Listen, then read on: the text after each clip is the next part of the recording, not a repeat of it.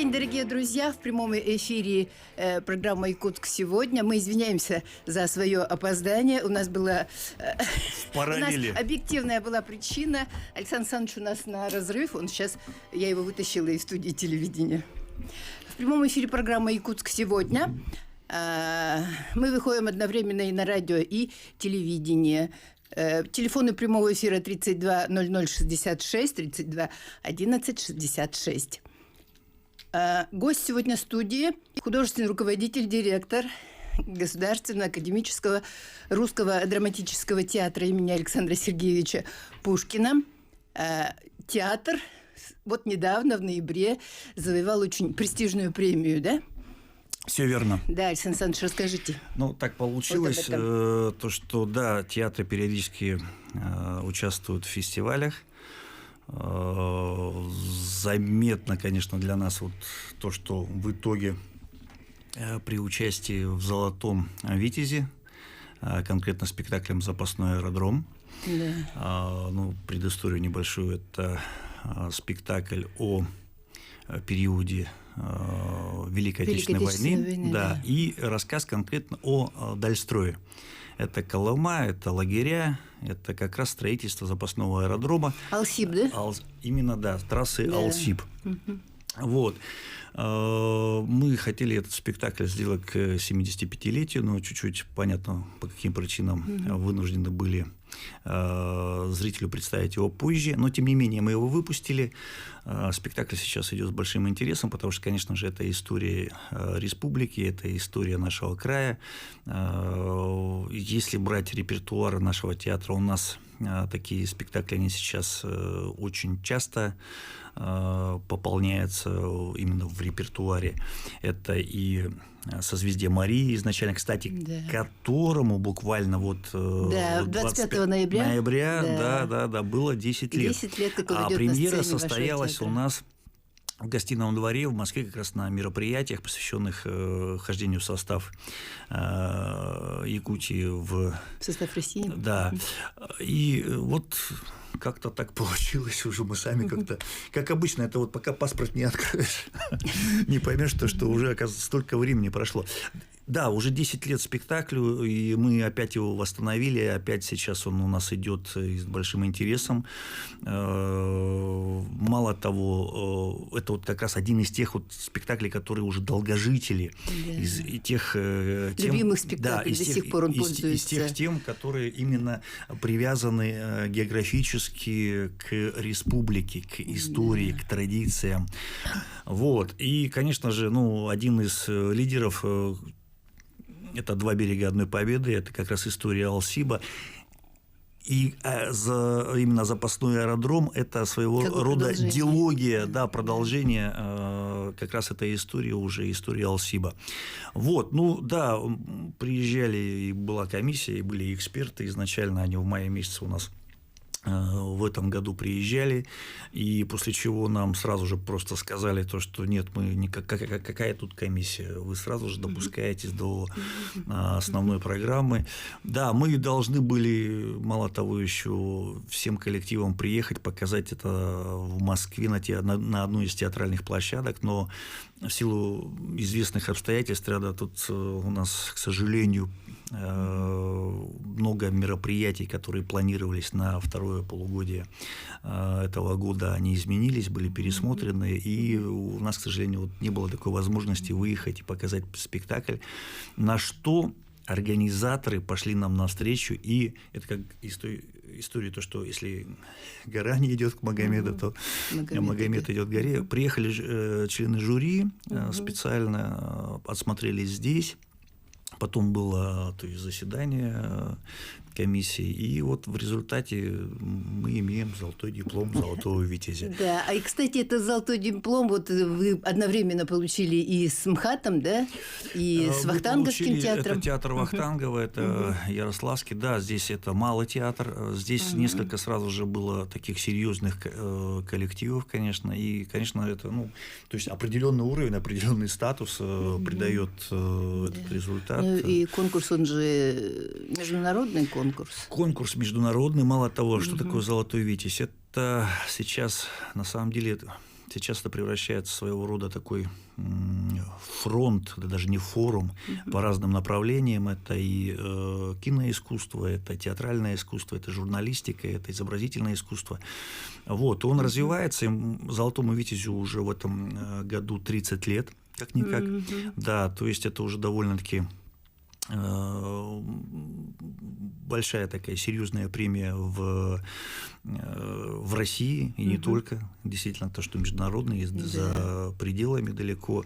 И, честно говоря, для нас, конечно же, такая приятная неожиданность, но и хорошее такое завершение в год столетия республики. Да. Мы от имени наших радиослушателей, телезрителей поздравляем вас, труппу театра, и также и Владимира Николаевича Федорова, и Андрея Исаевича Борисова. Да, спасибо. Конечно. Кстати, вот Владимир Николаевич Федоров, он вместе с нами как раз был на награждении, специально приехал из Переделкина, из своего дома, нашел время, и мы вместе вот находились на вот этой вот на вручении, на завершении и подведении итогов как раз «Золотого витязя». Вас специально вызывали в Москву, да? Вот вы приехали недавно. Ну, дело в том, что так получилось совершенно просто, фактически вот резко. У нас, получается, 22 ноября был просмотр, буквально это прошел 24 вечером, где-то в районе, я не знаю, 11-12 часов звонок, то, что Александр Александрович, вот мы хотим вас видеть 26 числа. Ну вот пришли. У меня там просто получилось так, что у меня такая длинная неделя, мне как-то выходные выпали. Вот, и да, пришлось ехать в срочном порядке, собираться. Ну, знаете, это приятная хлопота. Такая, да, приятная такая вещь, поэтому процедура мне это очень понравилась. Я надеюсь, что она не в последний раз, и мы как-то постараемся. Но вот эта премия вас ко многому обязывает. Теперь будем ждать от вас вот такого же уровня, не ниже. Ну, мы постараемся. Ведь, естественно, то, что это работа же всего коллектива, это очень долго готовилось. Это спасибо, опять же, всей постановочной команде во главе с Андреем Исаевичем Борисовым. Это спасибо нашему драматургу, с которым мы уже не первый спектакль делаем, это Владимиру Николаевичу Федорову. Вот. Ну и самое главное, это, конечно же, всем моим коллегам, которые от начала до конца прошли весь этот путь, и результат он вот. Да, но это вот сейчас как бы патриотическая тема сейчас вот в связи с этими событиями. Ну вот это и хорошо, то, что сейчас на самом деле это уже как догма, да, то, что это вот должно быть. Мы об этом говорили, вот, извините, я вот с 8-го года нахожусь на руководстве театра, да, я об этом говорил фактически каждый год. Говорю и буду говорить, и, как видите, это все-таки правильное направление, то, что мы стараемся брать, скажем так, тематику для спектаклей с привязкой именно географической, о республике, о России. Она все-таки вот сейчас имеет довольно серьезный результат. Ведь это здорово, когда после просмотра наших спектаклей школьники, дети, они начинают изучать тот или иной вопрос. Ведь что касается и созвездия Марии, да, о котором я уже говорил, и «Двух берегов», когда дети начинают писать работы самостоятельно, копаться в интернете, искать, да, интересоваться. Я уж молчу, это вот то, что касается этих спектаклей, я уж молчу то, что у нас многие после просмотра классических произведений, да, спектаклей, тех же самых «Капитанской дочки», той же «Ямы» Куприна, это очень черные, да, у нас, Тотуса, тот же Обломов, они идут и ищут первоисточники, да. То же самое, это и «Дни Турбиных», да, то есть «Белая гвардия», они просто идут и начинают читать это все. Слушайте, ну, значит, процесс-то вот пошел, значит, мы работаем не просто так, значит, труды всех наших цехов, актеров, мастеров сцены, монтировщиков, парикмахеров, световиков, звуковиков, всех абсолютно, художников без исключения, они не напрасны. Да. Ну, перейдем теперь к нашим как бы обыденным делам, да? Вот приближается Новый год, у вас же премьера будет, да? Все верно. Вот о премьерах, пожалуйста, расскажите ваши. Ну, все верно, да. У нас, как обычно, как традиционно, если сказать правильнее, буквально через несколько дней будет премьерный показ детского спектакля «Малыш и Карлсон». Но сразу же хочу предупредить, это у нас компиляция, это то есть несколько рассказов, соединенных в одно. Это вот те самые известные мультфильмы, в бытность, ну, я про себя говорю, известные сейчас, как, я не знаю, дети-то как к этому отнесутся. Но в любом случае мы стараемся делать детские спектакли, чтобы они были интересны для семейного просмотра. Всегда об этом говорил и говорю, они должны быть интересны как детям, так и взрослым. И вот именно исходя из этой позиции, мы сейчас тоже представим, буквально вот 24 декабря уже состоится первый премьерный показ. Мало того, мы сейчас еще хотим сделать и благотворительный показ для детских домов и интернатов. То есть это как бы своего рода мы хотим возобновить ту традицию, которую мы делали несколько лет подряд, когда выпускали вот эти вот предновогодние вот эти новые детские спектакли семейные. Вот. Я думаю, что этот спектакль будет интересен всем. Хотя бы даже, вот, если, ну, понятно, что материал, его все знают, это раз. Второе, мы начали, скажем так, новый род взаимосотрудничества. Вот конкретно этот спектакль выпускается у нас в сотрудничестве с театром кукол Нерюнгри. Дорогие друзья, сейчас мы прервемся на рекламу. Через 2 минуты вернемся в студию и продолжим наш разговор с Александром Александровичем Шлобановым. Не переключайтесь.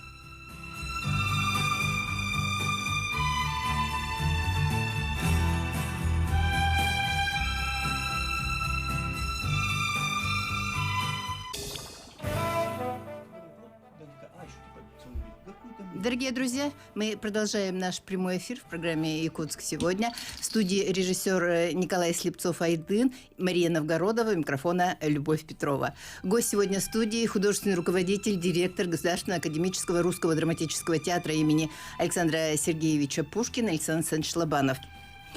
Вот мы с вами прервались на премьере, да, детского спектакля «Карлсон». Все верно. «Малыш и Карлсон», естественно, по мотивам Астрид Линдгрен. Это инсценировка, это компиляция, это, получается, несколько рассказов сведены в один материал, и в результате вот это тот спектакль, который у нас в итоге 24 декабря буквально выйдет, и можно будет уже его посмотреть.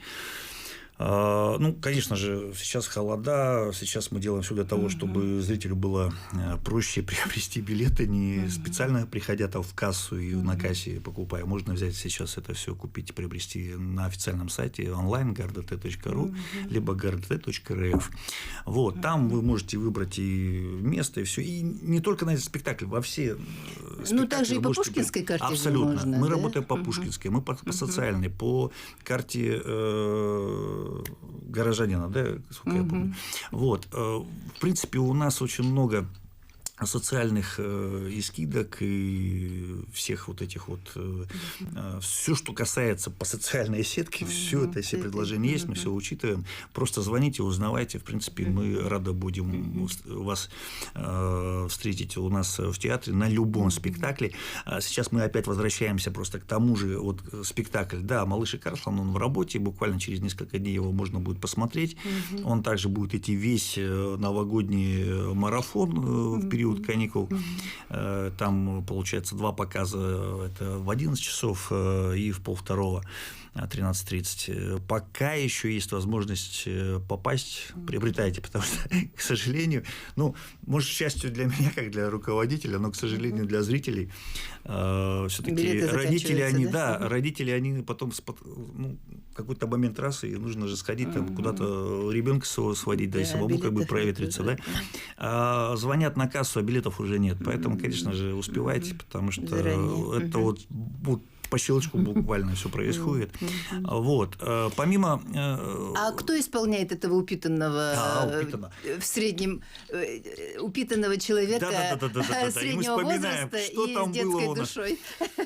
Ну, вы знаете, у нас здесь... скажем так, сразу же даже вопросов никаких не возникало, кто будет играть Карлсона. Это у нас Александр Сердюков. Вот как раз мир упитанный и так далее. Вот.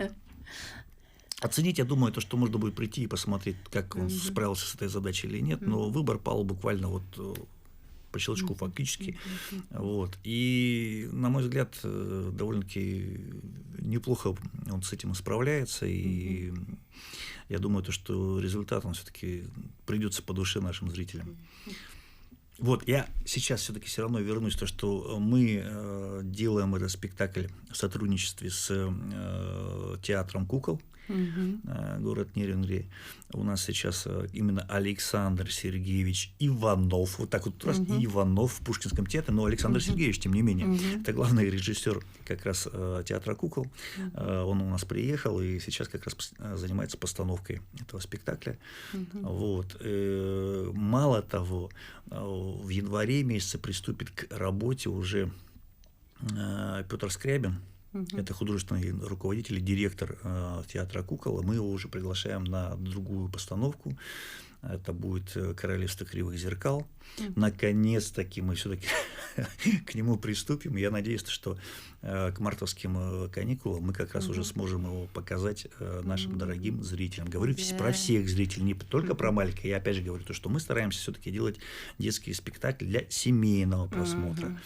Вот. Ну, надеюсь, такой что... подбираете такой репертуар, классику, это и Карлсон, мы стараемся все-таки, да, ну, конечно же, то, что название, оно должно уже как бы о многом говорить. Это первое. Второе, все-таки я опять же проговариваю то, что это интерес должен быть всех без исключения, всей семейной команды, всей семьи, которая приходит на показ. Это далеко ходить не будем. Это вот сейчас, допустим, те спектакли, которые у нас есть, это и Алиса, это и приключения Буратино, это и приключения Незнайки и так далее. Это все те спектакли, которые интересно смотреть было бы всем, без исключения, потому что у нас все равно ассоциативно мы вспоминаем какие-то мультфильмы, какие-то книжки, да, которые нам попадались в руки, кино, в конце концов, тоже какие-то ассоциации есть, то есть все равно это все на слуху. А вот как это сделано и показано, и как это в итоге, что получилось из этого, это, конечно, довольно-таки интересно, по-моему, всем должно быть без исключения, особенно завсегдатаем наших зрительской большой этой семьи. Вот. Даже если брать во внимание, вот в прошлом Новом году у нас был спектакль «Кентервильское привидение», да, который до сих пор идет просто с большим успехом, и мало того, там вот как раз вот у нас сидят там не только дети, там все была. Просто сидят, и действительно, вот это сказка, действительно, это фантастика, естественно, это волшебство, оно присутствует, оно есть. Вот мы стараемся и сейчас тоже в меру своих возможностей все-таки сделать спектакль не хуже, и, может быть, даже и где-то и лучше. Ну, давайте доживем до 24 декабря. Ну, у вас вот также недавно была же премьера «Араб» Петра Первого, тоже очень интересный спектакль. Да. Петра Первого, императора Всероссийского. У нас состоялся премьерный показ «Араб Петра», именно по арабу Петра Великого. Очень сложная работа была, вот признаюсь, вот, потому что вот, если брать опять же вот чисто меня, мне пришлось влетать за считанные дни в этот спектакль. Ну, в силу ряда обстоятельств, конечно, потому что у меня нет такой возможности постоянно присутствовать и от начала до конца работать со всей командой, которая задействована была в спектакле. А опять же, я говорю только о себе. Но надо было видеть, как все мои коллеги, все члены коллектива, которые были заняты непосредственно в этой постановке, то есть какой самоотдачей они приступили к работе, с режиссером-постановщиком, который известен нашему зрителю. Это Алексей Ларичев, он известен нам по таким постановкам, как «Семеро святых», «Нас обвенчает прилив», Жана Ануя, да, «Семеро святых» — это Улицкая, потом кто у нас, «Деревья умирают стоя». Это те спектакли, которые запомнились своей какой-то вот, скажем так, непохожестью на все остальные, что ли. Они какие-то имеют свой стиль, свой жанр, свою эстетику. Скажу, что абсолютно все без исключения было интересно работать и сейчас с Алексеем Ивановичем, и то, что получилось, ну, есть возможность зрителей прийти и увидеть. Мы, по крайней мере, на выдохе фактически его сделали. Вот, да, может быть, это один из тех спектаклей, который будет только приобретать по части показа на зрителя. Есть такой формат, когда актеры, они очень многие какие-то вещи, они вымеряют именно вот уже в работе на зрителя, уже на зал, который уже дышит вместе с актерами, которые работают на сцене. Я, конечно думаю, же... он будет созвучен с нынешним временем. Спектакль. Да не то, что будет, он на переломе эпох. Сейчас очень много чего созвучно. Многие спектакли, которые нынешнего репертуара сейчас, они совсем по-другому читаются, совсем по-другому какой-то такой и подтекстовые какие-то есть вещи, и впрямую. А есть, которые просто можно брать кусками, вырезать, отдавать вот вам, новостникам, читать, и это будет, как будто вот сейчас все это происходит. Ведь Пушкин все-таки, а у нас большую часть все-таки составляет исконно авторский текст, там очень много чего созвучно сейчас. Да. А сколько времени прошло? Да. Просто не представляете, когда мы сидим, и так до нас так как волной так раз ушат на голову вылили, и сидишь. Думаешь, а вот же все же то же самое. Он предок Пушкина, а ваш театр Пушкина. Да, но дело в том, что ведь он своего рода, вот он же дал же возможность, я про араба сейчас говорю конкретно, про араба мы про Ибрагима, говорим, ведь он же дал как раз возможность становлению, вот как раз и появлению Пушкина, да, и становлению русской литературы, направленность, ее как бы, как мне сейчас вот задали вопрос, культурный код. Вот как вот он у вас вот он во всем этом, вот как вы считаете, что вот присуще именно нам, вот для восприятия того или иного?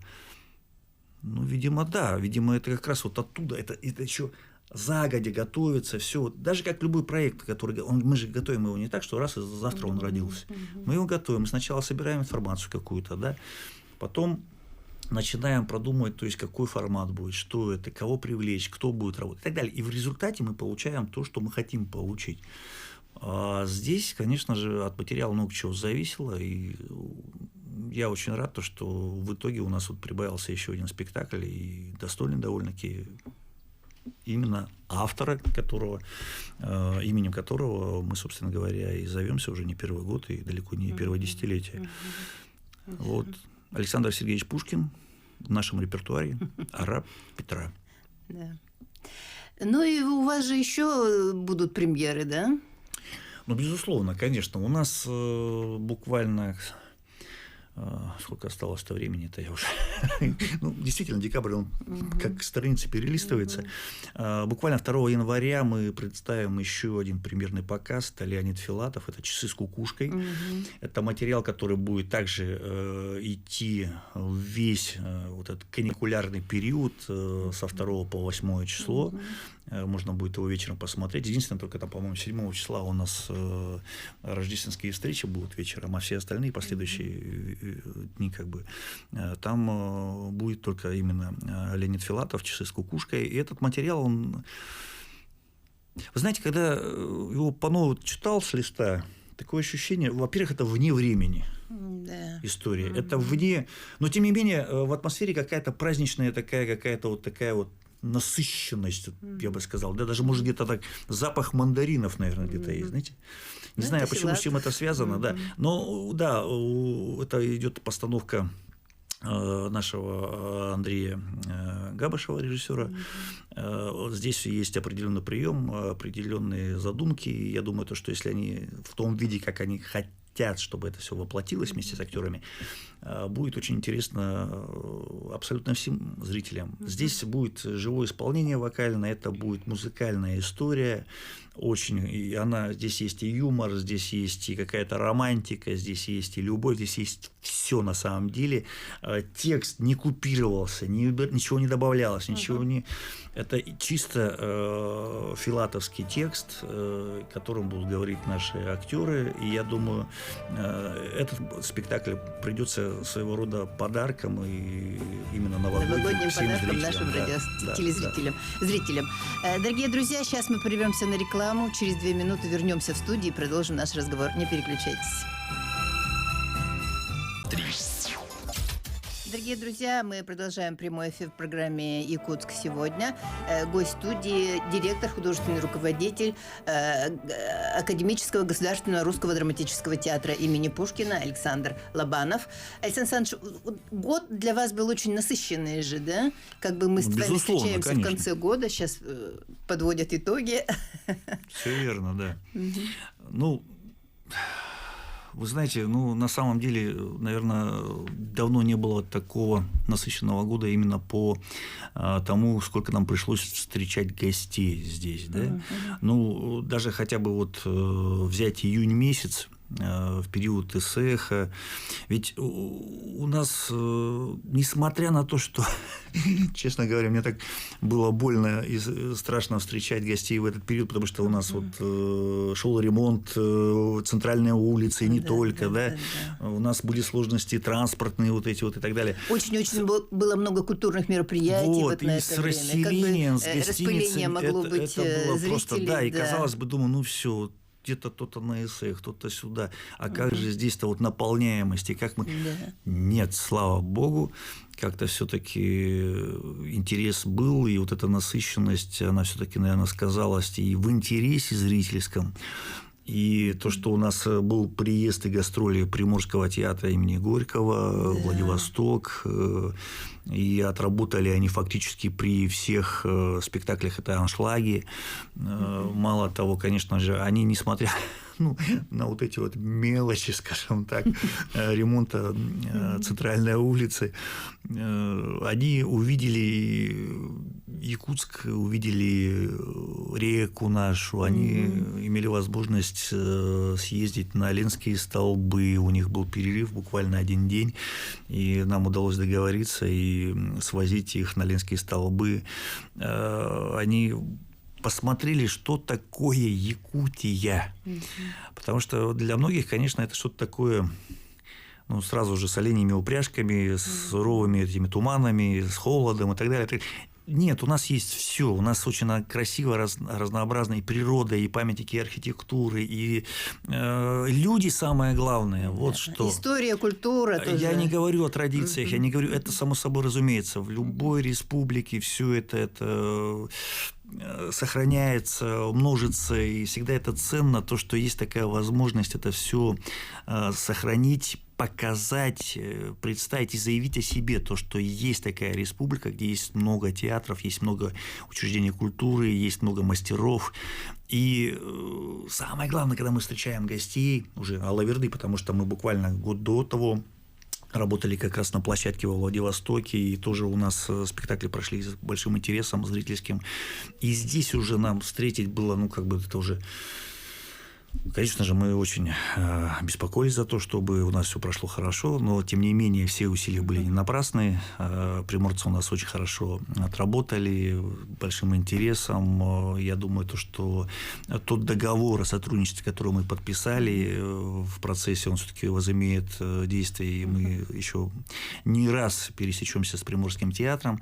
По крайней мере, это один из тех приездов, которые у нас были буквально в этом году. Да?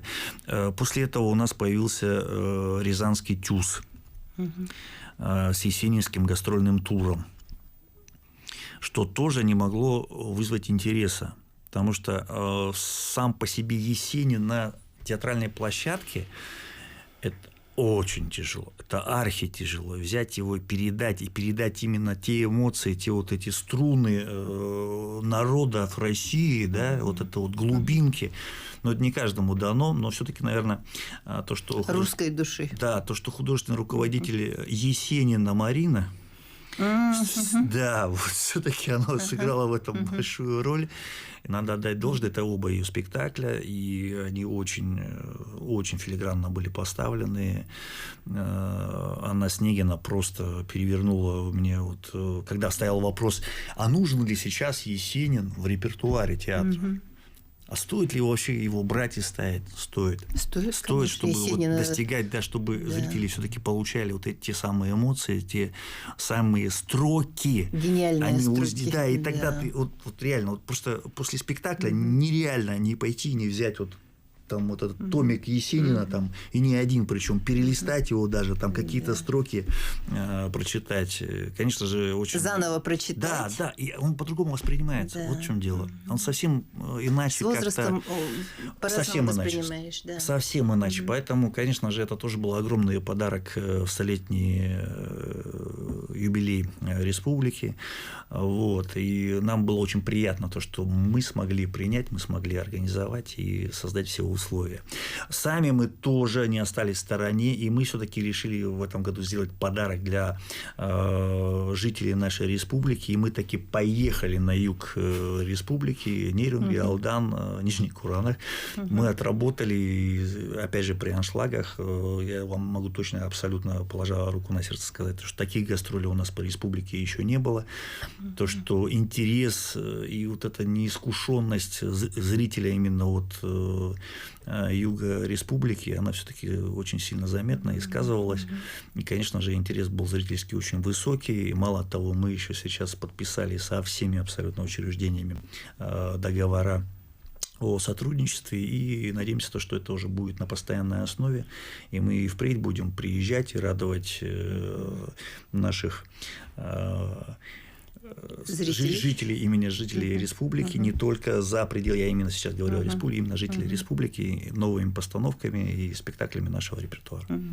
Но у нас немного времени, у нас осталось где-то 6 минут. Хочется поговорить и о планах на Новый год.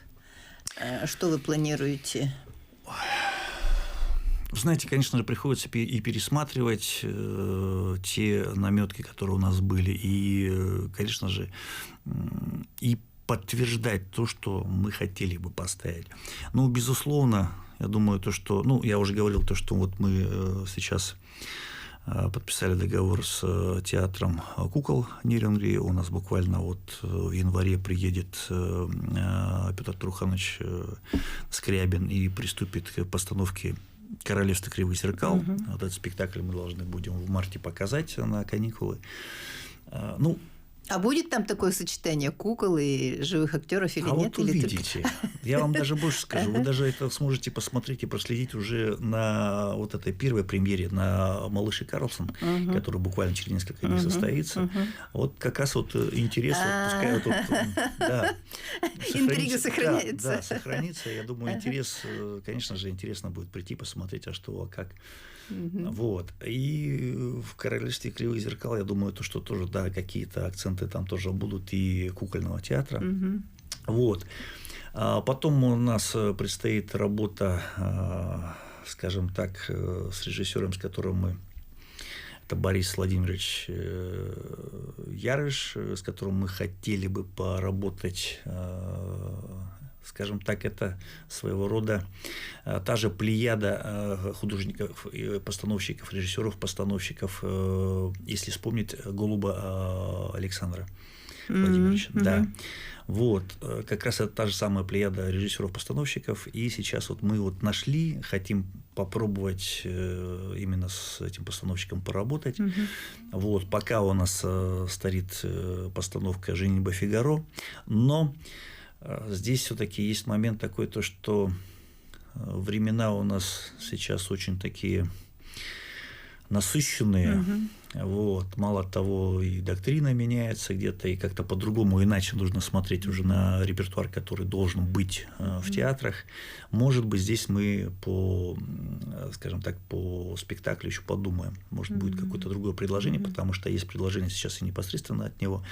Вот. А художником-постановщиком будет работать Александр Дубровин, именно тот художник, который постоянно работал с Голубом.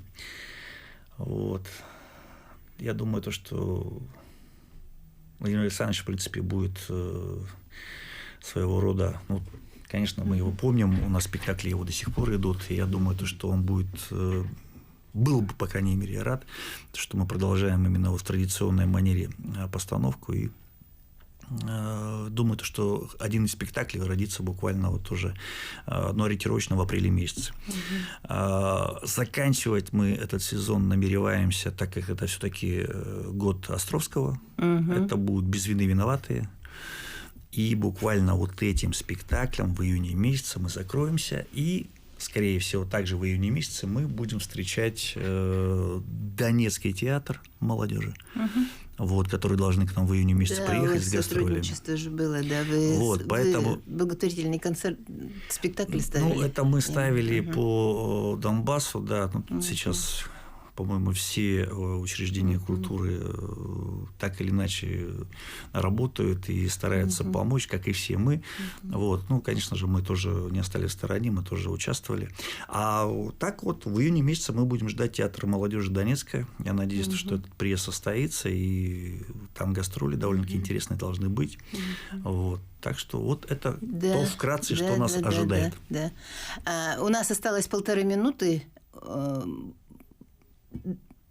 1,5 минуты ваши пожелания нашим радиослушателям, телезрителям. Безусловно, вот у нас предстоит, во-первых, подведение итогов этого года столетия, года хождения, 390 лет вхождения в состав российского государства. Я думаю, что все-таки, конечно же, республика довольно-таки на высоком уровне по развитию находится, по всем направлениям без исключений.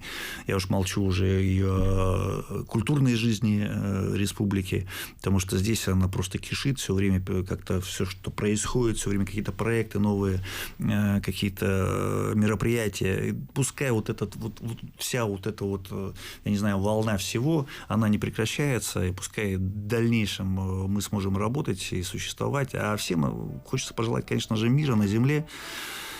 Самое главное – перспектив, светлого будущего и, конечно же, успехов во всех начинаниях и во всех направлениях. Да. Я благодарю вас за участие в нашем эфире, желаю вам успехов. Особенно еще раз поздравляю вас за этот золотой диплом. Желаю успехов. Спасибо. Дорогие радиослушатели и телезрители, в прямом эфире принял участие директор и художественный руководитель Русского театра